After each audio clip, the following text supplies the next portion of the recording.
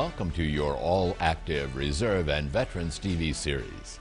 This information education show has three goals: tell who military veterans are, share about all organizations, auxiliaries, their programs and officers at all levels, and tell about memorials in all the cities we serve in this network.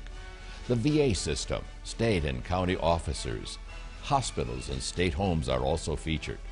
Please do check out our websites. Share your program ideas and concerns via the contact information on the show. We open each month's show with a patriotic theme.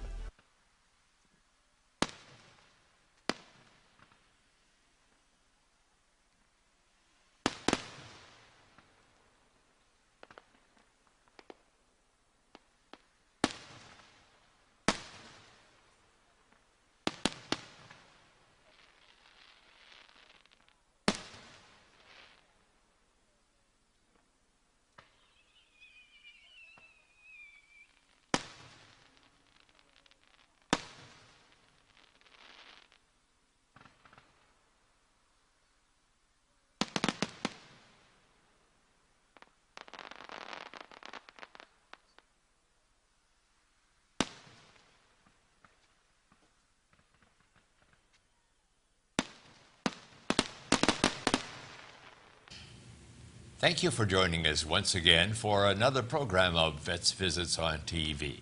This is program number 160 for the month of July. And this is our co-host. I'm Brad Lindsay, Olmsted County Veteran Services. And I'm Jerry Barnhart, the founder-producer of the program. And again, we're so glad to have you with us. Now let's look at some dates in history. On the 2nd of July in 1928, the U.S. Army Air Corps was established. The 4th of July, of course, in 1776 was the independence that was declared by the United States over Great Britain. So it's a national holiday. The 5th in 1950 was the first U.S. ground force troops in the action against North Korea. And the 27th of July in 53, the Korean armistice was signed. Now, Brad, what's our first feature? Well, Jerry, the National Honor Flight Program, flying World War II vets to Washington, D.C. for a one-day visit to their memorial and others, has been in operation for several years. Jerry was on hand several years ago for the return of the first flight and was back again in May. We'll first get some history and an update. Then we'll visit with veteran Neil Sorensen and his wife Vi at the crowded Rochester, Minnesota airport.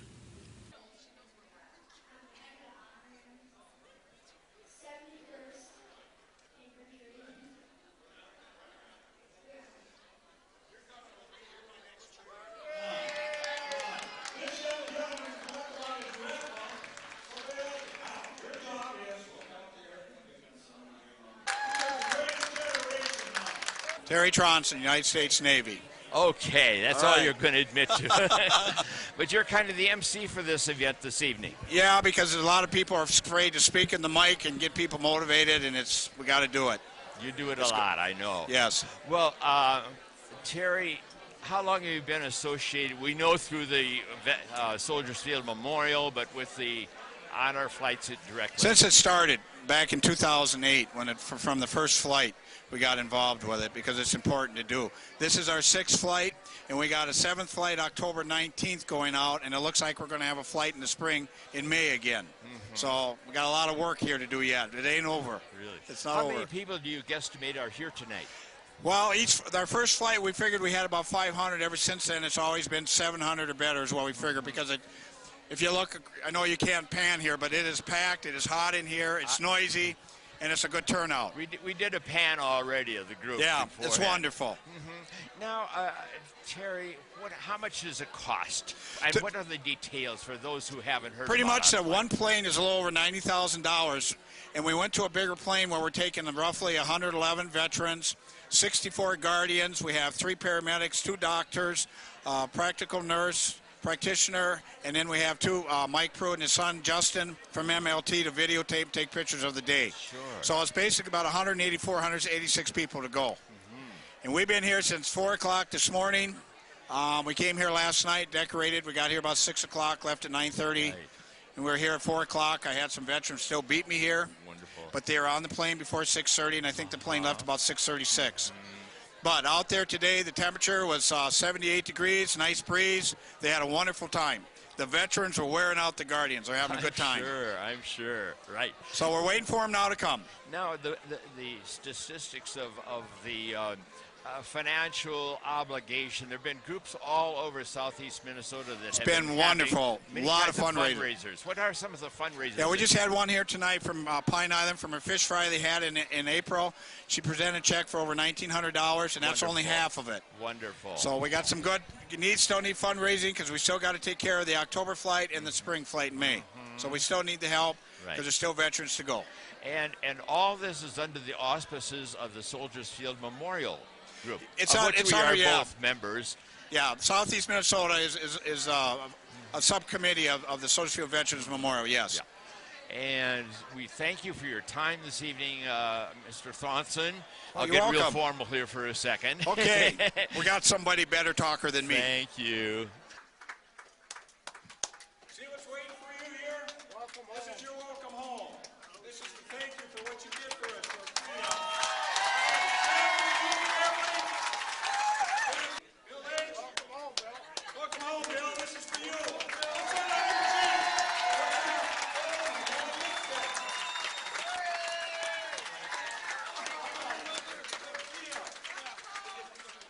Donald Baker. Donald Baker family here. Right here for your family. Rochester, this is for you. This is your welcome home. Thank you for your service. Welcome home. Thank you.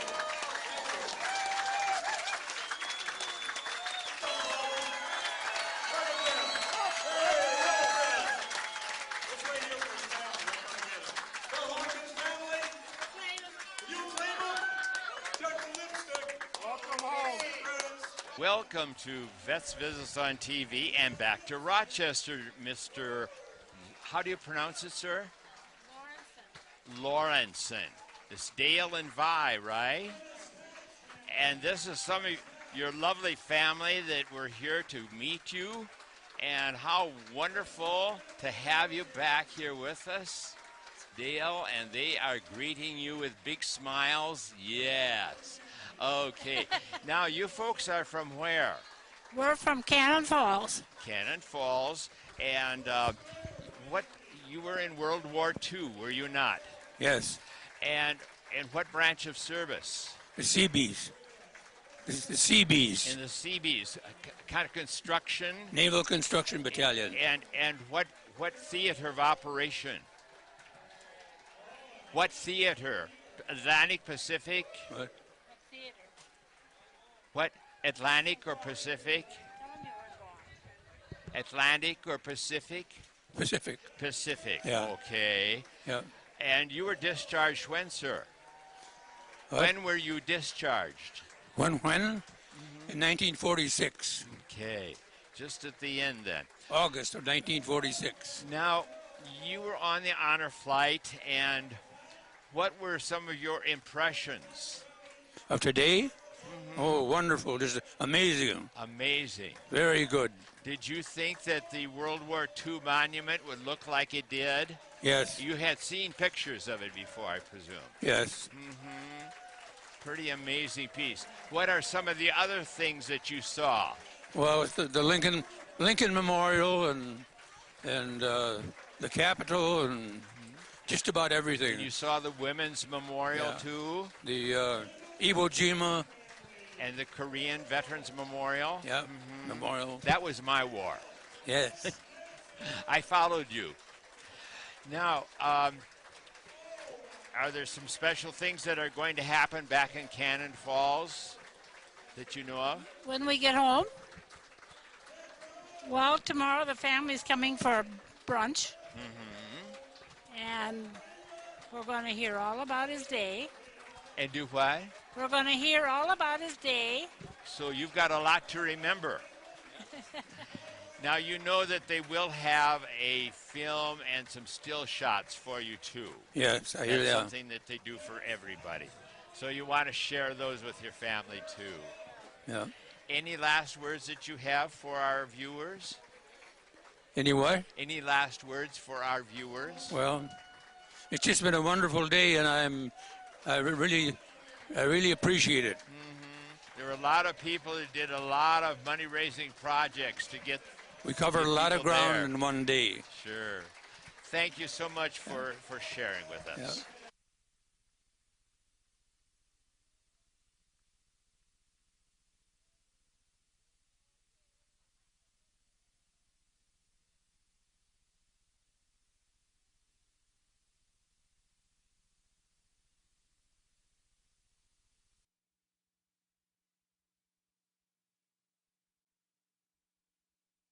As previously announced on January 7th, 2010, the Department of Veterans Affairs froze prescription co-payment increases for 6 months.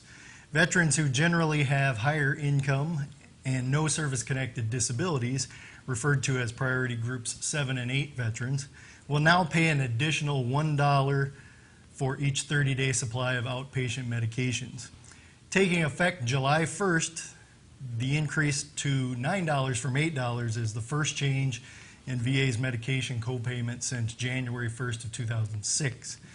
This change does not impact veterans in priority groups 2 through 6, who will continue to pay $8 for each 30-day supply of medications, unless otherwise exempted.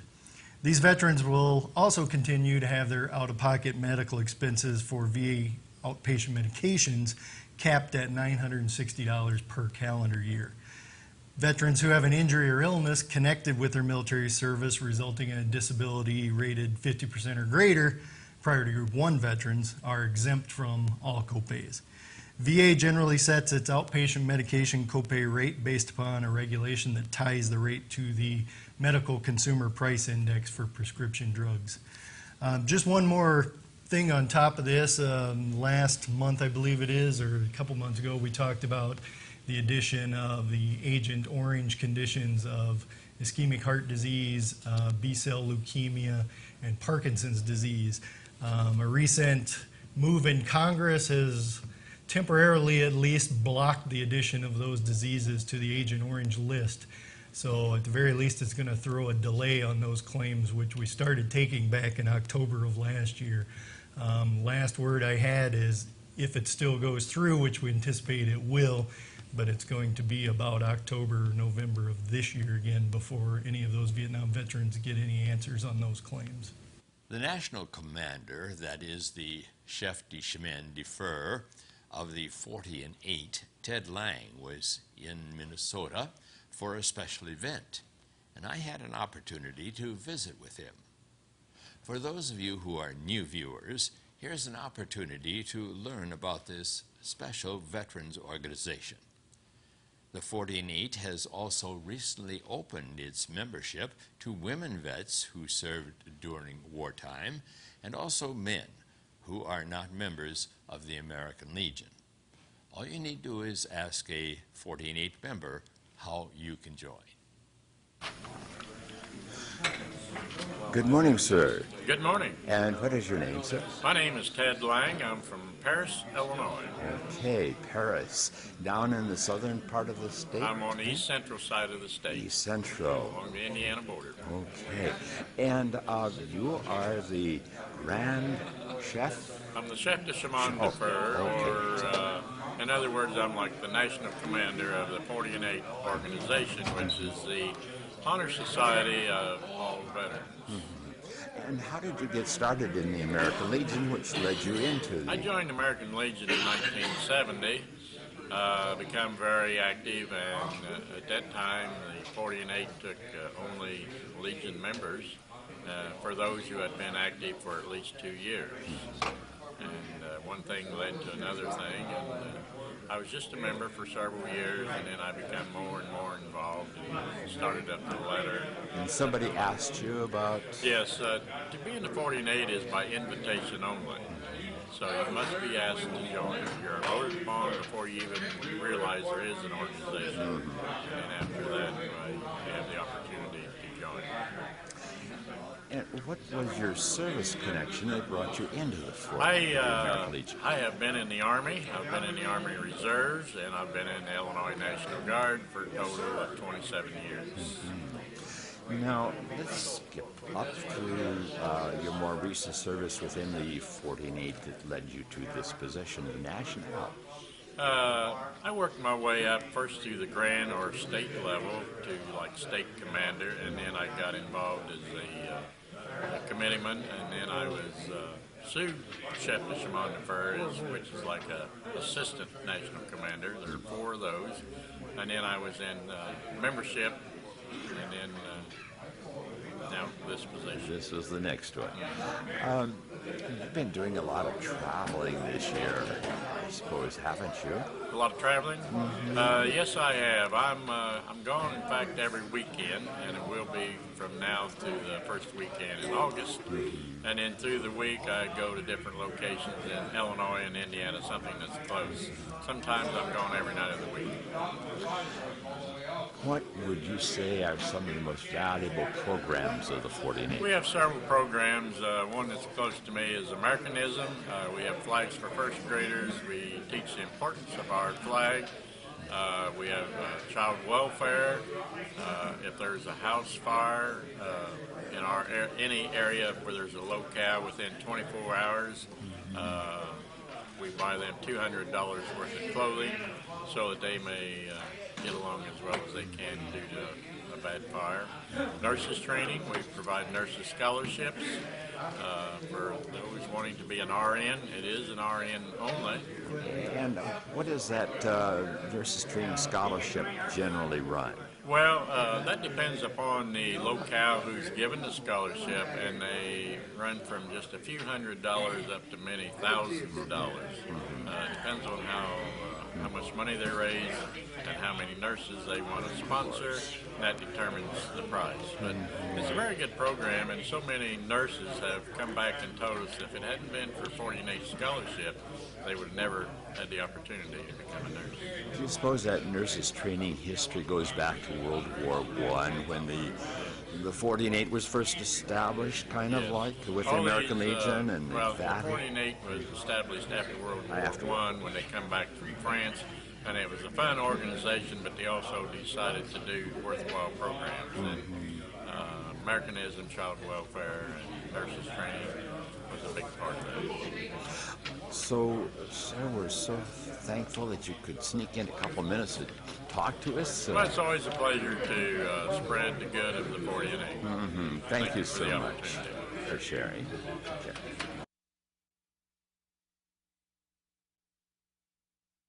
Okay, let's go to our next feature. And nationally, there are way too many vets, single, married, divorced, and some homeless in all states. They may need a very specialized kind of help, but finances are low.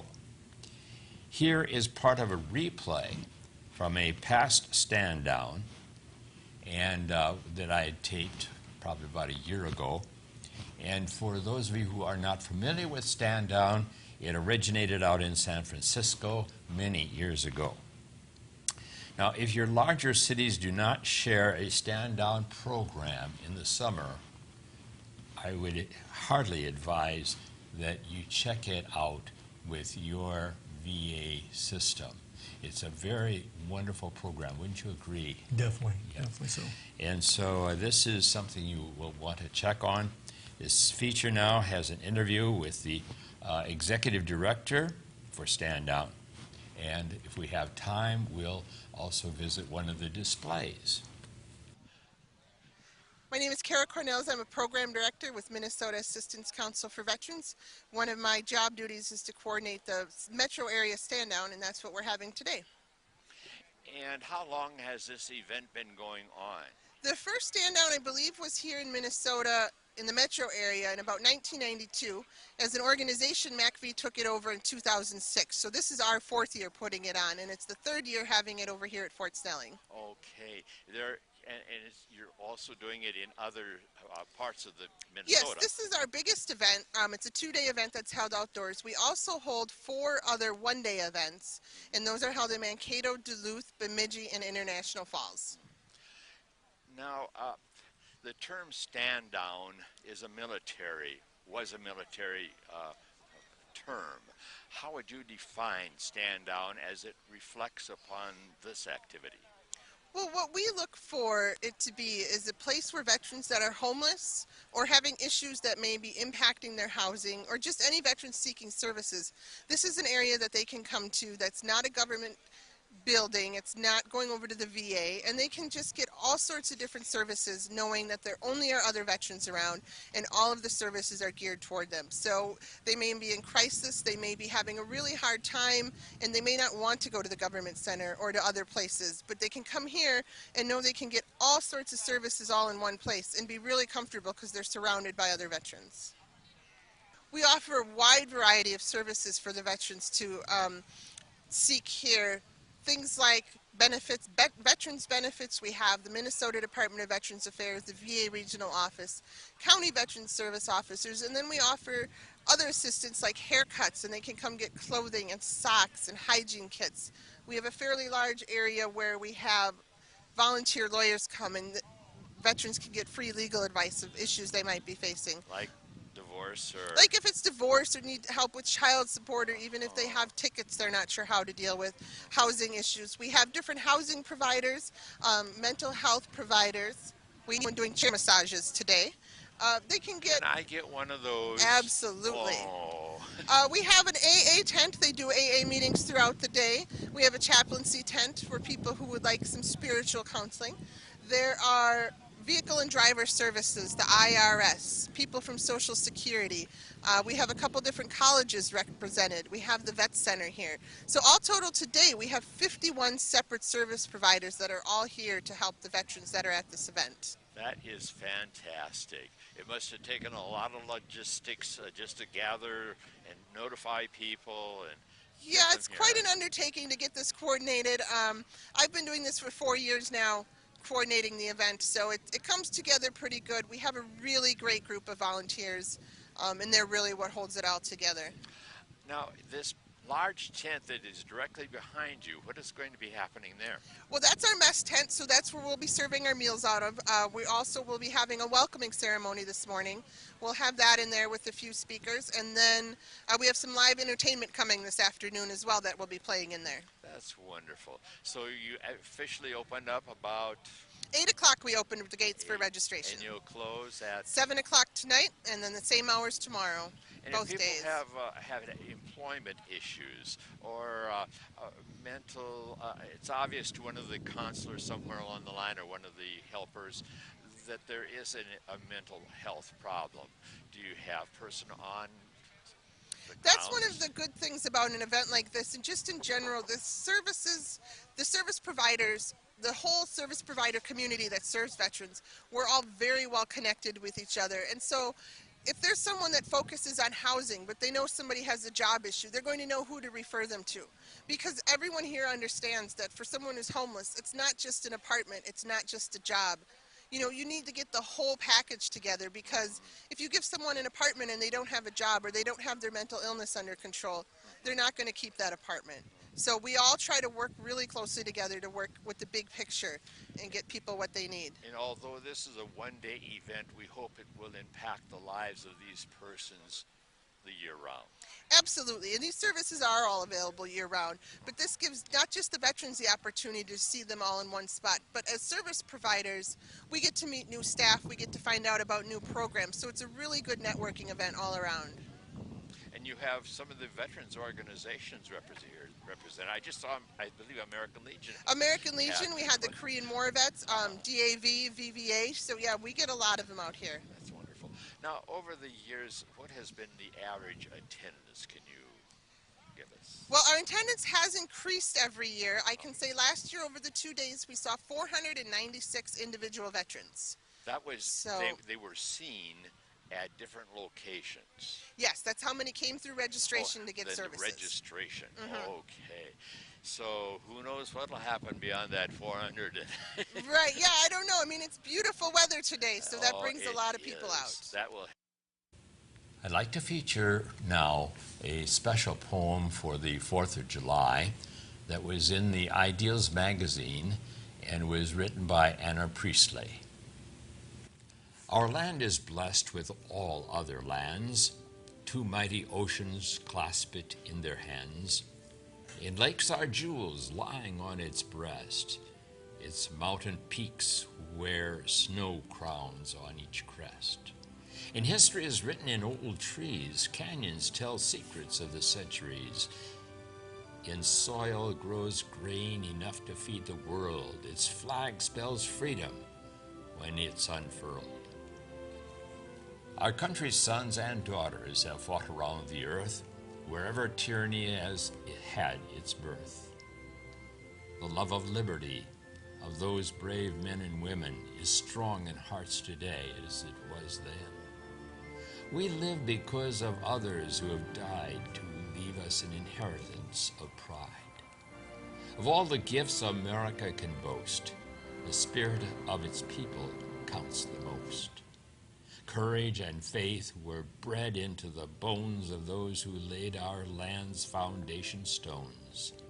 We must not fail those hardy pioneers who fought the wilderness and their own fears. May we, their heirs, forever keep in sight the principles for which they dared to fight. God, give us strength to guard our heritage and be content with freedom as our wage.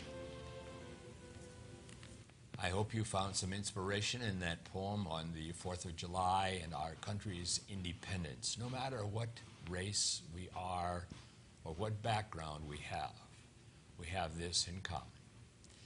And so we close our program for July, and we're so pleased that you joined us for another show.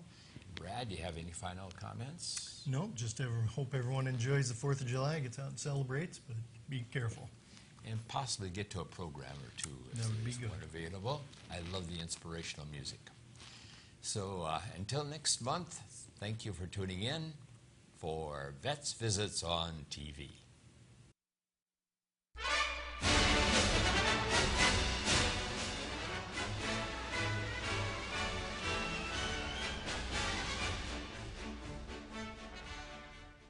Thank you for joining us for this month's show.